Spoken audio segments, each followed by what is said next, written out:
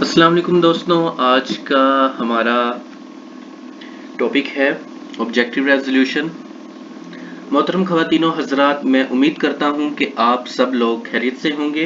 और आज हम पाकिस्तान की तारीख का एक इंतहाई अहम वाक़या उसका मुतालिया करने जा रहे हैं, जो कि है करारदाद मकासिद यानी ऑब्जेक्टिव रेजोल्यूशन। ज़िंदगी में मकसद का होना अल्लाह ताला रब्बुल इज़्ज़त की बहुत बड़ी नेमत है।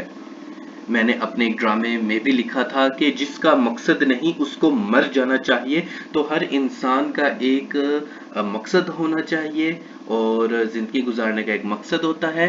हमारे रवैये भी हमारे मकसद के यानी कि ऑब्जेक्टिव के मुताबिक होते हैं, उसके रिफ्लेक्शन होते हैं।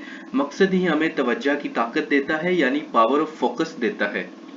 एक बेहतरीन मकसद ही इंसान को सिंबल ऑफ एक्सीलेंस बना सकता है। एक बेहतरीन मकसद ही इंसान को एक मुस्तकिल यानी कांस्टेंट मेहनत की वजह देता है, रीज़न देता है। यानी कि हार्ड वर्क की जो रीज़न है वो हमारा जो मकसद है, हमारा जो ऑब्जेक्टिव ऑफ लाइफ है वहीं से आता है। मकसद ही मोटिवेशन देता है। खैर, इस तरह पाकिस्तान का बतौर रियासत क्या मकसद होगा, ये बहुत अहम बात थी। और पाकिस्तान की रियासत यानी स्टेट ऑफ पाकिस्तान किन असूलों यानी रूल्स पर चलेगी, इसका फैसला करना बहुत ही जरूरी था। करारदाद मकासिद यानी ऑब्जेक्टिव रेजोल्यूशन पाकिस्तान की तारीख का एक अहम वाक़या है और पाकिस्तान की तारीख में एक अहम मसविदा यानी डॉक्यूमेंट की हैसियत रखता है। इसको पाकिस्तान की पहली कानून साज असम्बली ने मंजूर किया और पाकिस्तान का आइन हमेशा इसी मसवदे यानी डॉक्यूमेंट के मुताबिक ही बनेगा, ये तय किया गया था। 12 मार्च यानी कि 12 मार्च 1949 को लियाकत अली खान की सरबराही में करारदाद मकासिद को मंजूर किया गया था। करारदाद मकासिद की बुनियादों पर ही पाकिस्तान का आइन बनना था। सबसे अहम बात यह है कि करारदाद मकासिद दोनों खूबियां रखती थी, जिसमें इस्लामी तालीमात और मगरब की जमहूरियत दोनों एक साथ मौजूद थीं। पाकिस्तान के तमाम आइन में इसको बुनियाद के तौर पर रखा गया है, ख्वाह वो 1956 का आइन हो, 1962 का आइन हो या 1973 का आइन हो, तमाम में ये एक बहुत ही अहमियत रखता है।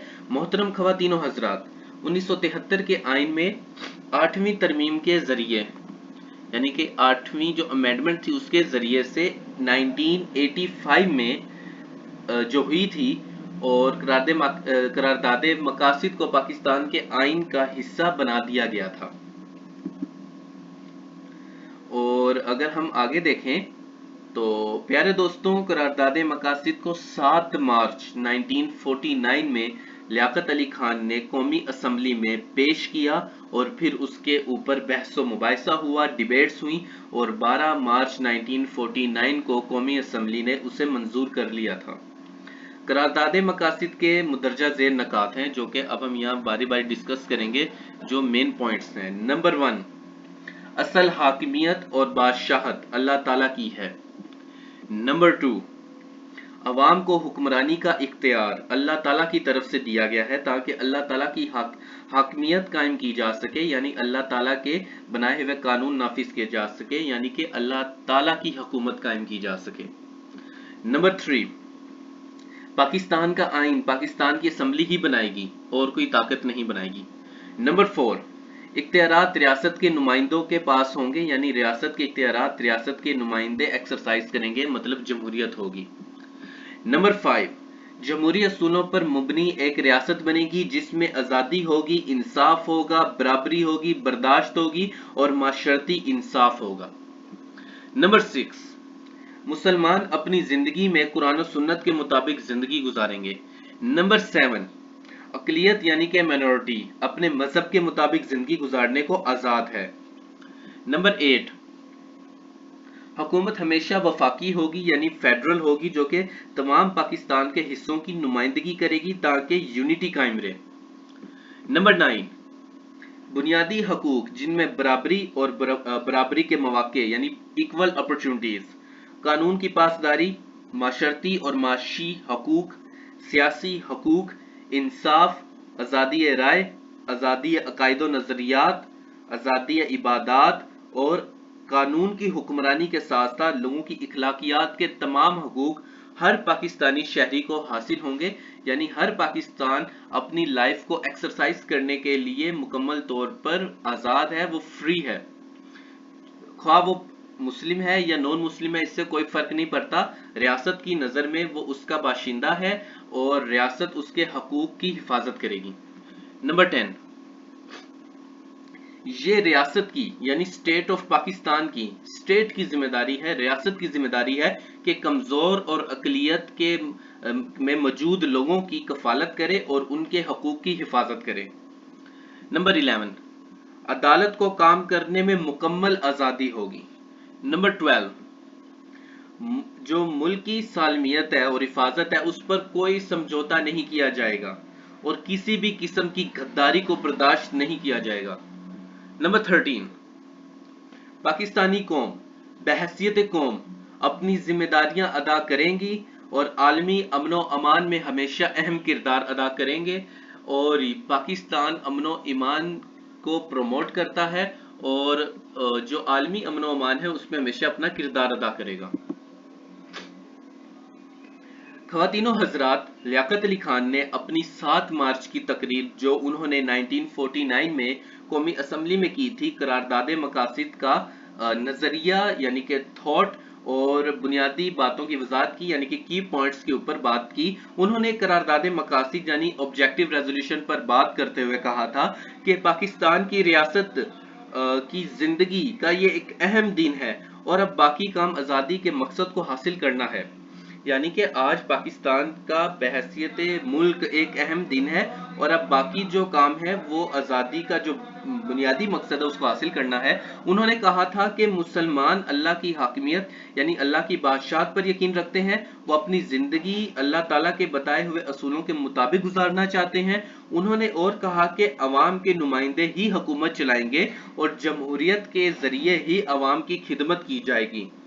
انہوں نے جمہوریت، انصاف، برابری، برداشت، معاشرتی انصاف پر زور دیا، یعنی ان معاملات پر سنجیدگی سے بات کی گئی تھی۔ انہوں نے یہ بھی کہا کہ یہ تمام باتیں آئندہ مستقبل کے آئین کا حصہ ہوں گی۔ محترم خواتین و حضرات، قومی اسمبلی میں بحث و مباحثہ جاری ہوا تو ایک غیر مسلم شخص یعنی اقلیت کے رہنما نے کہا کہ پہلے عوامی سطح پر اس پر بات چیت کی جائے، پھر اس کو قومی اسمبلی میں پیش کیا جائے۔ اقلیت کا رد عمل قرارداد مقاصد کو لے کر اچھا نہ تھا۔ اس بات کو سریش چندرا چٹوپادھیائے نے سپورٹ کیا۔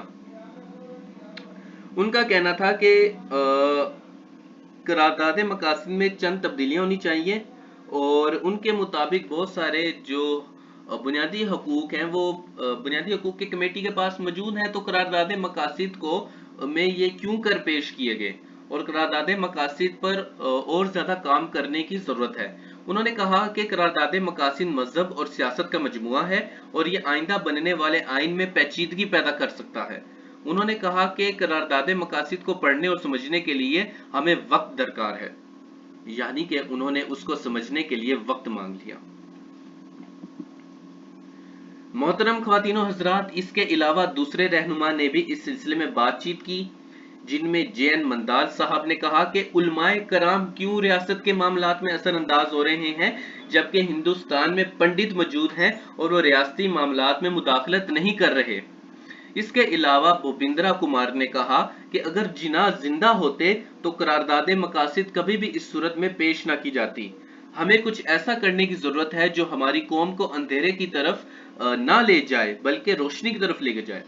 اس کے علاوہ باقی نمائندوں نے بھی اس پر بات چیت کی اور بہت سے الفاظ پر اعتراضات کیا کیونکہ ان کو لگتا تھا کہ یہ الفاظ غیر مناسب ہیں اور ان کا کوئی لاجیکل آرگومنٹ نہیں بنتا۔ محترم سامعین، میاں محمد افتخار الدین وہ واحد مسلم رہنما اسمبلی میں موجود تھے جنہوں نے قرارداد مقاصد پر اعتراض کیا۔ انہوں نے بہت سے الفاظ کے استعمال پر بھی اعتراض کیا کہ وہ کوئی مقصد نہیں رکھتے۔ انہوں نے کہا کہ قرارداد مقاصد صرف مسلم قوم کی نمائندگی اور ترجمانی کرتی ہے جبکہ پاکستان کے 7 کروڑ لوگوں کی ترجمانی ہونی چاہیے۔ اور دوسری طرف باقی مسلم رہنماؤں نے قرارداد مقاصد کے حق میں دلائل دیے، جن میں ڈاکٹر اشتیاق حسین قریشی، مولانا شبیر احمد عثمانی، سردار عبدالرب نشتر، نور احمد، بیگم شائستہ، محمد حسین اور باقی مسلم رہنما شامل ہیں۔ انہوں نے اسلام اور اسلامی تعلیمات کے حق میں بات کی اور دین اسلام کے بارے میں کہا کہ یہ دین زندگی کے تمام پہلوؤں کا احاطہ کرتا ہے، یعنی کہ اسلام ایک مکمل سسٹم ہے اور ایک مکمل سوشو اکنامک سسٹم پرووائڈ کرتا ہے۔ اس کے علاوہ اگر ہم بات کریں تو یہاں پر آپ کو سر اشتیاق حسین قریشی دکھائے گئے ہیں، مولانا شبیر احمد عثمانی اور سردار عبدالرب نشتر دکھائے گئے ہیں۔ اور اگر ہم آگے دیکھیں تو ہمارے پاس بیگم شائستہ موجود ہیں، یہ بنگلہ دیش سے بلونگ کرتی، یعنی کہ بنگال سے بلونگ کرتی تھی۔ محمد حسین موجود ہیں اور میاں محمد افتخار الدین موجود ہیں۔ یہ میاں محمد افتخار الدین اکیلے مسلم رہنما تھے جنہوں نے قرارداد مقاصد پر اعتراض کیا تھا۔ اور خواتین و حضرات، بہت زیادہ بحث و مباحثے کے بعد، ڈیبیٹ کے بعد آخرکار 12 مارچ 1949 کو قرارداد مقاصد منظور کر لی گئی تھی۔ ویسے اس نے اقلیت کے ذہن میں اکثریت کے لیے تھوڑی بدگمانی پیدا کی تھی کہ ان کو لگتا، یعنی کہ مائنورٹی جو میجورٹی ہے اس کو لے کر تھوڑی پریشان ہو گئی تھی۔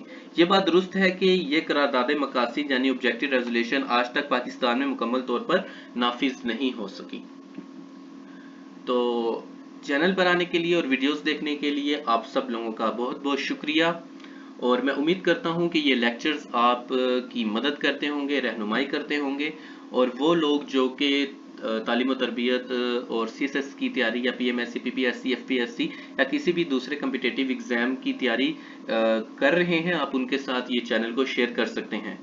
چینل پر آنے کے لیے اور ویڈیوز دیکھنے کے لیے آپ سب لوگوں کا بہت بہت شکریہ۔ اللہ حافظ۔